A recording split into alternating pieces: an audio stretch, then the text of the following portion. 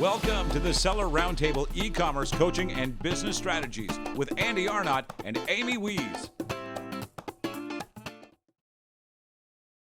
So I'll introduce us. We'll be good to go there. So, hey everyone, how's it going? I am here with my amazing friend, Davide Nicolucci. Oh my goodness, he has a really cool story, and and we're here on a Seller Roundtable Extra, and we're going to be just talking about trends because Davide just did like such a cool article, like one of the most in-depth articles on 2021 trends. So we're going to talk a little bit about that. We're going to talk entrepreneurship because he has a cool story. He lives in Thailand. You know, it's just like all these great things. We're just going to talk about Thai food, and and he's a DJ. He does all kinds of cool things. So welcome, and it's so great to have you. Thank you. Wow, that was the most amazing introduction I've had for a couple of months. I know you're like used to people like reading your bio, and it's very, professional. Yeah, so he's the founder and director of blah blah blah. Yeah. My new name is Gucci. I just eat Thai food all the day, and I work as a DJ. That sounds like a pretty cool life, actually. I mean, hey, Well, I can't complain. Well, tell everybody a little bit about you and your story, and how you ended up in Thailand, because you're from Italy, right? So tell us a little bit about your story. Yeah, so let's take it from where we left it, because we were just having an introduction. Amy, you told me about yourself quickly, and it was like, wow, astonishing. I heard something, but that was really boom. So about me, at the meantime, I'm still trying to share the live on my page, but I'm not able to do that. Maybe later it will come somehow. So yeah, as I was telling, I'm originally from Italy. Let's tell the story in a different perspective. When I was 13, with my family, we moved from south to north for my parents' job. And when I was at that point, as you know, we have kind of different cultures between south and north of Italy, as in every place. I thought, okay, if I moved from the south to the north, why don't I just look for different places? So when I was 21, I moved in Sweden as an exchange student, and then I was working there. Then I moved back to Italy. I got a job, and then I lived for a while in Germany. And I got back to Italy, starting to work as a community manager, social media manager. That's how I started my social media career for one of the biggest competitors of Groupon at that time. And that's where I started learning about digital marketing, affiliate marketing and social media. And then I moved in Barcelona. I lived in Barcelona for 2 years. Meanwhile, I always had passion for music, and I actually started composing music when I was 16 years old. So I was working as a marketing manager in the daytime, and I was working as a DJ in the nighttime. So I normally don't say this story, but because you think it's cool, that I would just say that. Yeah. And I actually, life in Barcelona was great because I was still working as a community manager. I actually remember that I started as an intern for the same company, and then I became the country manager for the social media for that competitor of Groupon. And then the shocking moment came when the country manager of Italy asked me to go back to Italy, and at that time I was 25. And I said, no way that I'm going backwards. No way I'm going back to Italy. So I did something really crazy that I normally don't say, but I quit the job. I got all the money, from from closing the contract. And I remember I didn't have so much left in my bank account. I had something like $5,000 equivalent. And I started traveling around the world for 6 months. So I started from Barcelona, and I came back to Barcelona only going one direction. And I was at that time writing a travel blog, and I had a team of 20 writers. They were all, all freelancers, but they were all doing it for free because we believe in the same cause. The name of that blog was Connect the World. I had this idea. I wanted to connect different people, and I was actually, making a good, appearance and branding online. We were also on first page for some reviews of local restaurants and stuff like that. But then I had to leave because it didn't pay me enough. It was my first experience as a travel blogger, and I was still looking for a different job. So I moved back to Barcelona for a while. When I accomplished my tour around the world in this couple of months, I was broke. I remember I had to survive. Yeah, I had to survive. So you were writing this travel blog, yes. Connect the World, which I've always wanted to do that too. I've always wondered about that. I know so many of us want to, they wonder, are people making money doing that travel blog thing? It's really hard.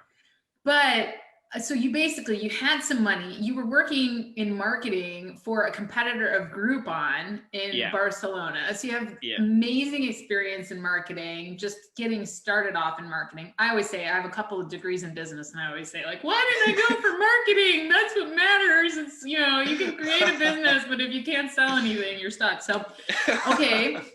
So cool. And then you start this travel blog. You're not making any money, but you don't care because you're just living off the passion of it, and you're living all over the world and just writing and just experiencing life, and you're living off of that little pile of money that you put from that job. Right? I was exactly doing like that.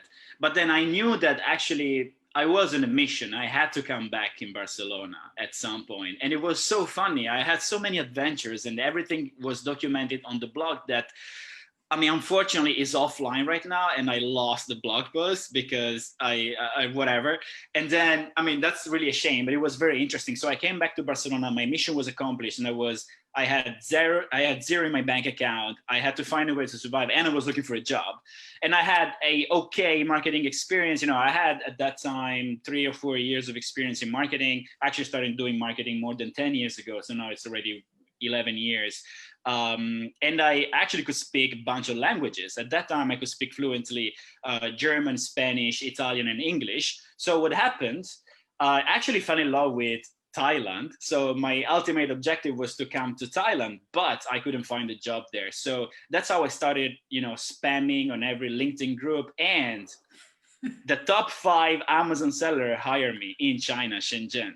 So that's how I started, being connected with Amazon selling. Sambale Tech, they hired me. We went through a on and off 2 weeks of Skype calls. I had to wake up at 5 a.m. to have the call with the marketing team in Shenzhen. Eventually, they sent me the visa documents. They paid for my flight ticket, and I went there. I literally changed my life. Yeah, how did you find, so you were spamming LinkedIn groups, which I'm so LinkedIn period is so foreign to me. I've had to figure out LinkedIn, and I still don't have it figured out. Andy is much better at LinkedIn than I am. But so you're in these LinkedIn groups, which I think LinkedIn groups are kind of new, right?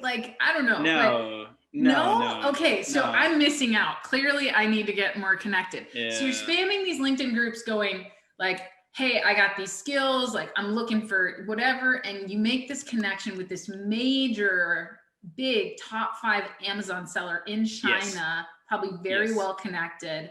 And what is this position that they're trying to hire you for? So that's a very interesting story, and it pretty much went like this. I actually was looking for a job, and I was an avid user of social media already since 2010. So I've been in social media and I mean working with social media since 2010. So LinkedIn groups already existed by 2013 at least, because I got the job 2014, and they were much more used than Facebook groups. Why? You know why? Because pages at that time, Facebook pages, were much more used pretty much as groups right now, because you didn't have to pay so much for advertising. You had much more organic reach. So that's the thing. Now, if you want to have organic reach, you just use groups. What everyone is doing. So I get this job as a I was a assistant marketing manager for Italy. It took me 3 months to move from assistant manager for Italy to global marketing leader. 3 months in China. That's the power of China. It really is. Yeah. Yes. Why? There are many. You're making me want to go back to work. Just because, you think of all of the opportunity to learn that's out there. And I have like a really big thirst for learning. And, I'm working with a big company in China right now, kind of helping them with their brand and stuff like that. And I just see it as such a huge opportunity, because even though, I go to China often and but there's so much, like you said, anytime you're doing something global, there is so much, it's so far beyond what we can see in our little corner of the world that, it's just an incredible opportunity. So I would go back to work for an opportunity where I could really get my hands into a business that I could later grow into something else. Right. So anyway, please continue. So you got global marketing manager. Yeah. And, working culture in China is very, very different from our, Western working culture in Europe or in the US. I would say you guys in the US have more meritocracy. We in Europe are a little bit more stagnant.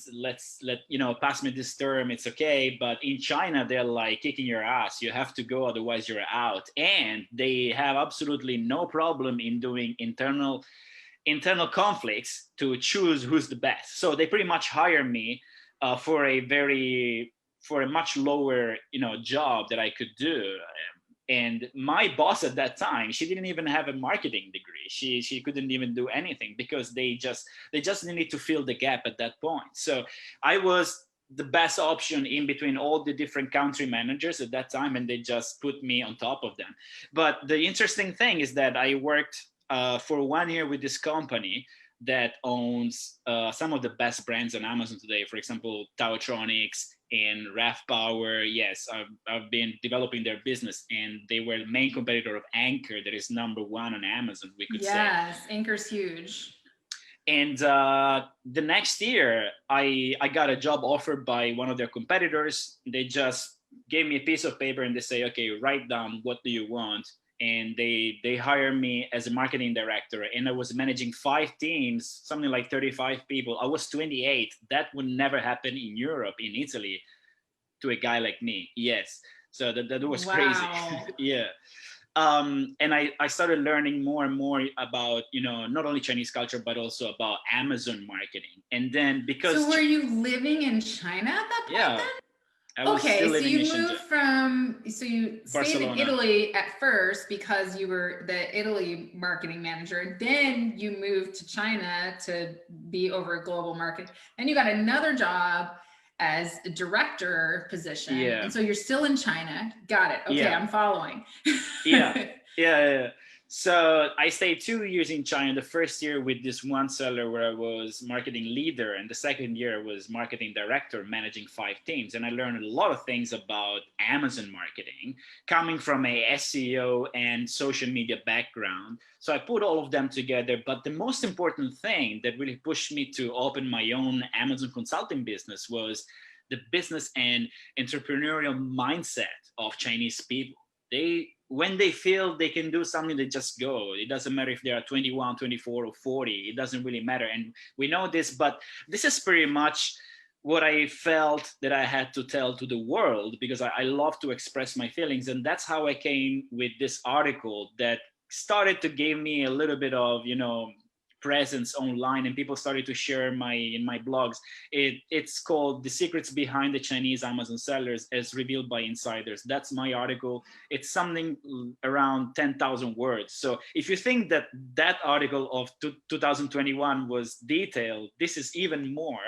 I spent something like 3 months. I so want to get into that, man. Yeah. I'm excited. Yes, we have so much. We need like 5 more sessions, because we're gonna pick everything out of your... But you know what? I mean, you're probably kidding, but I had 3 sessions with Danny McMillan at Seller Session, because our interview was so long that he had to split the entire episode into 3. Yes. Yes, I think the name of this episode, I think it was released in 2018, right after I published the blog, or 2000, I can't remember, probably 2018. How Chinese sellers are winning the race or winning the game, and it was me and him going through, my whole article, because I wrote something like 12 points, and we were discussing 3 or 4 per time. So I talk about Chinese culture, black hat, Amazon marketing, how Amazon is growing, why for Western companies it's so hard to get into China, but China can, get into the West and sell every product they want, suppliers, relationship, and, networking, and entrepreneurial mindset, this kind of stuff. It was very, very interesting. I remember I had 20,000 visits organic to that blog post in the first month. And then that's where I started getting traction with my agency. Actually, I opened my agency in Hong Kong, because after the first 2 years in China, one seller, another seller, I said, okay, if they can do it, I can do it. I moved to Hong Kong again with all the little savings that I had. And I just opened my agency, my Amazon consulting agency. And I was, let's say, lucky as a startup at that time, because Hong Kong is super expensive. There was no Amazon agency in Hong Kong, because it's too expensive. All of them would be either in the US, either in China, because China is much cheaper. I was the only one, the first one in Hong Kong. And that actually was a big benefit for me, because I was the first comer. So positioning myself as Amazon agency for Hong Kong. I love Hong Kong. It's such anyway. It's really cool. So what year was it when you started your agency in Hong Kong? It was 2017, because I arrived in China in almost end of 2014. I stayed there for 2 years. I moved back in Italy for a couple of months. Had to take care of my mom. She was sick at that moment. I left the job end of 2016, and I moved in Hong Kong January 2017. I opened my company, and then I went through all the processes of opening a bank account and started doing business. The good thing, actually, that really helped me to kick off and start my business without suffering of being a startup, I actually had a very good cash flow, because at that moment I already had a very good paying client, that was Aoki. So Aoki is also one of the top 10 or top whatever, is on the top of Amazon sellers from China. They currently own, I don't know how many brands. They've been doing a great job. I started off with them as a consultant, and then I remember I was going to their office. I was explaining them PPC and listing optimization and marketing and branding and all this good stuff. And then we started getting more and more projects as translation, social media, influencer marketing. We had a very good relationship with Aoki, almost for 2 years, and we were still in touch. So that was really the first client that allowed me to have a cash flow to invest more, hiring more team members. And then, from there, it just went on.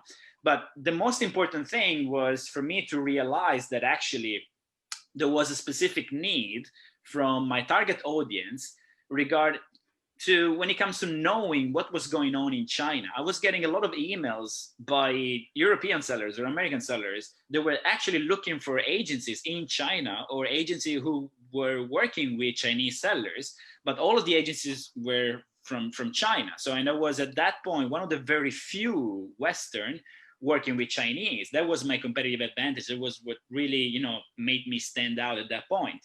And I remember one of my then German clients, they invited me to Berlin, having a coffee with them. It was supposed to be for 1 hour.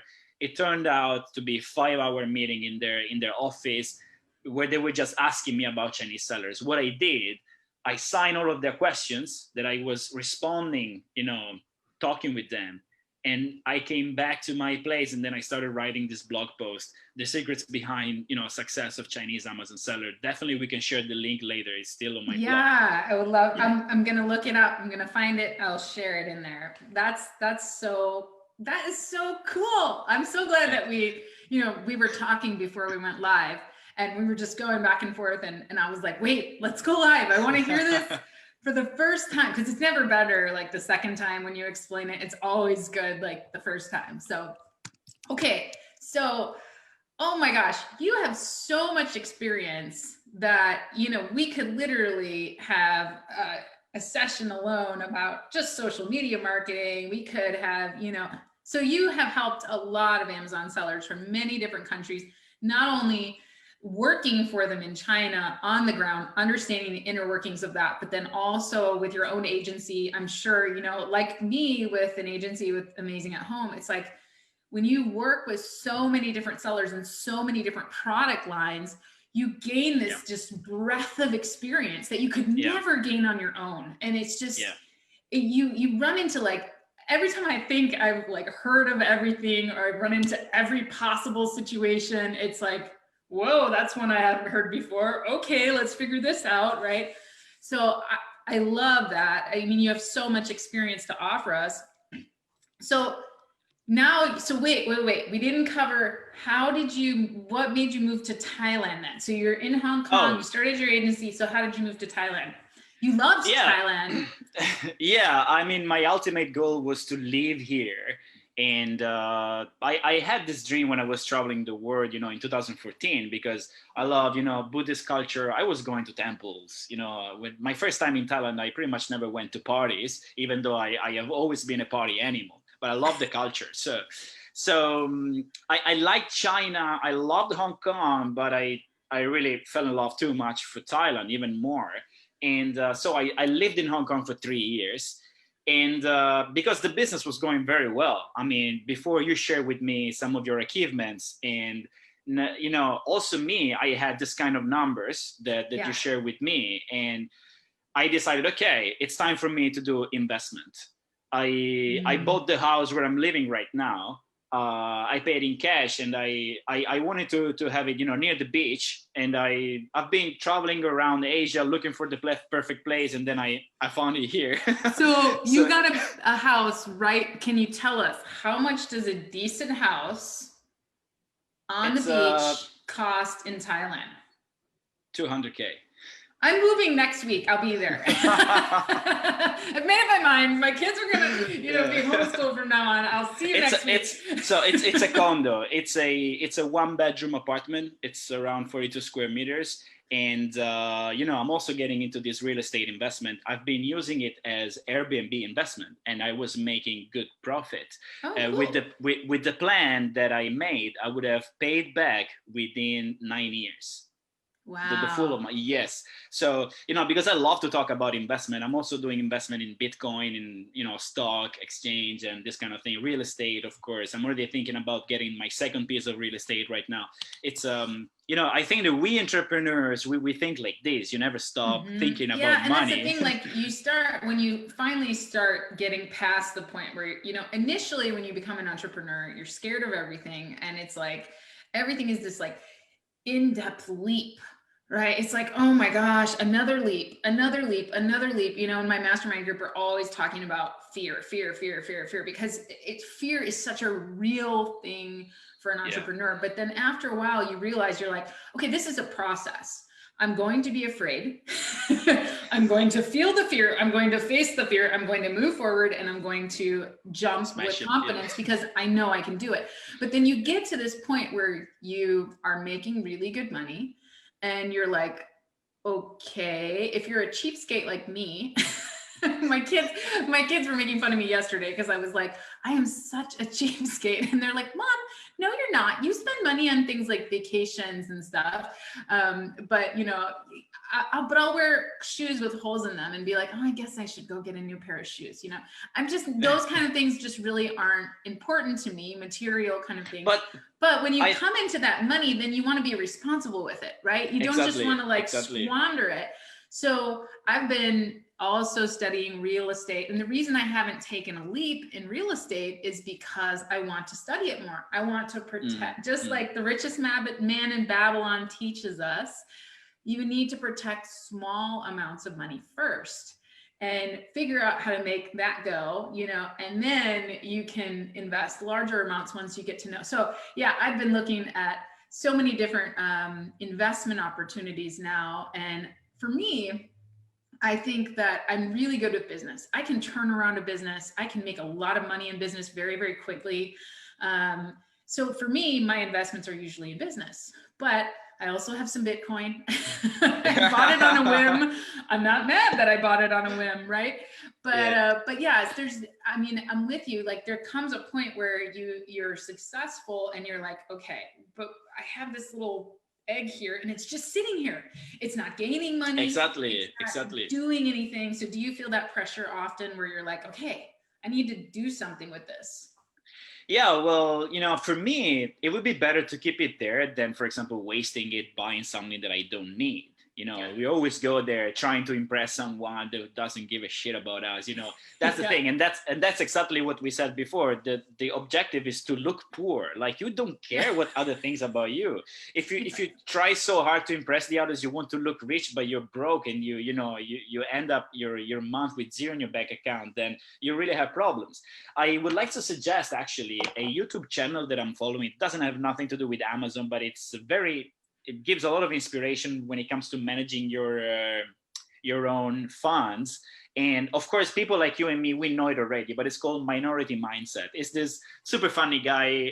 He's American, but I think his culture is from somewhere that I don't know. He's got a very nice hat, and he gives amazing tips on how to manage your funds, even starting from $1,000.